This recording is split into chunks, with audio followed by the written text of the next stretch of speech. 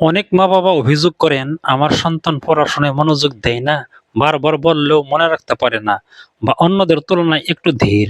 তখন অনেকেই ভুল করে ধরে নেন যে সন্তানের বুদ্ধি কম।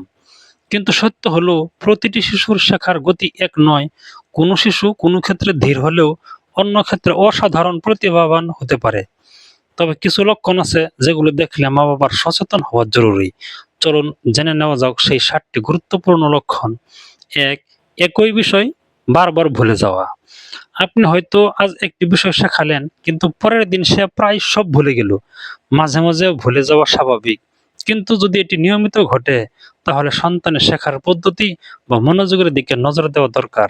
২. সহজ নির্দেশনাও বুঝতে কষ্ট হওয়া। যদি সন্তানকে বলা হয় বইটা টেবিলে রেখে হাত ধুয়ে আসো, কিন্তু সে বারবার নির্দেশনা ভুলে যায় বা বুঝতে পারে না, তাহলে বিষয়টি গুরুত্ব দিয়ে দেখুন। এটি সবসময় বুদ্ধির সমস্যা নয়, বরং মনোযোগ বা তথ্য প্রক্রিয়াকরণেও সমস্যা হতে পারে। ৩. মনোযোগ ধরে রাখতে না পারা। কিছু শিশু কয়েক মিনিটের বেশি কোনো কাজে মনোযোগ রাখতে পারে না। পড়াশোনা, গল্প শোনা বা কোনো কাজ শেষ করার আগেই তারা অন্যদিকে চলে যায়। যদি এই সমস্যা দীর্ঘদিন থাকে তাহলে সন্তানের প্রতি বিশেষ নজর দেওয়া দরকার। ৪. প্রশ্ন করার আগ্রহ কম থাকা। সাধারণত শিশুরা খুব কৌতূহলী হয়। তারা নানা প্রশ্ন করে এবং নতুন কিছু জানতে চায়। কিন্তু যদি সন্তান নতুন কিছু জানার আগ্রহ না দেখায়, প্রশ্ন না করে এবং শেখার প্রতি অনীহা প্রকাশ করে, তাহলে তার মানসিক ও শিক্ষাগত বিকাশের দিকে নজর দেওয়া উচিত। ৫. সমবয়সীদের তুলনায় অনেক পিছিয়ে থাকা। প্রতিটি শিশুর বিকাশ আলাদা, কিন্তু যদি দেখা যায় সমবয়সী শিশুদের তুলনায় সে ভাষা, পড়া, লেখা বা অন্যান্য দক্ষতায় অনেক বেশি পিছিয়ে আছে, তাহলে বিষয়টি অবহেলা করবেন না। প্রয়োজনে বিশেষজ্ঞদের পরামর্শ নিন।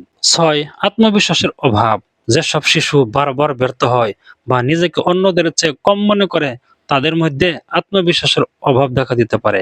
আমি পারবো না, আমি ভালো না, এই ধরনের কথা যদি সন্তান প্রায়ই বলে, তাহলে তাকে বেশি উৎসাহ ও মানসিক সমর্থন দিন। ৭. সমস্যা সমাধানে অতিরিক্ত অসুবিধা। ছোট ছোট সমস্যার সমাধান করতেও যদি সন্তান খুব বেশি অসুবিধা অনুভব করে, তাহলে তাকে ধৈর্যের সাথে গাইড করুন। মনে রাখবেন, সমস্যা সমাধানের দক্ষতা ধীরে ধীরে গড়ে ওঠে। সঠিক অনুশীলন ও উৎসাহ শিশুকে অনেক এগিয়ে নিতে পারে। প্রিয় মা বাবা, এই ৭টি লক্ষণের কোনো একটি বা কয়েকটি আপনার সন্তানের মধ্যে থাকলেই তাকে কম বুদ্ধিমান বলা যাবে না। অনেক সময় এগুলো সাময়িক সমস্যা, শেখার ধরন, মনোযোগের ঘাটতি বা পরিবেশগত কারণে হতে পারে।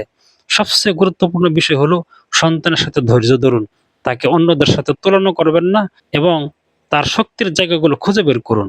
মনে রাখবেন, প্রতিটি শিশুর মধ্যে আল্লাহ বিশেষ কোনো না কোনো প্রতিভা দিয়েছেন।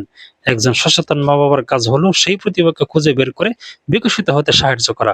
ভিডিওটি ভালো লাগলে লাইক দিন, শেয়ার করুন এবং এমন আরও প্যারেন্টিং ও শিশু বিকাশ বিষয়ক ভিডিও পেতে চ্যানেলটি সাবস্ক্রাইব করুন। ধন্যবাদ।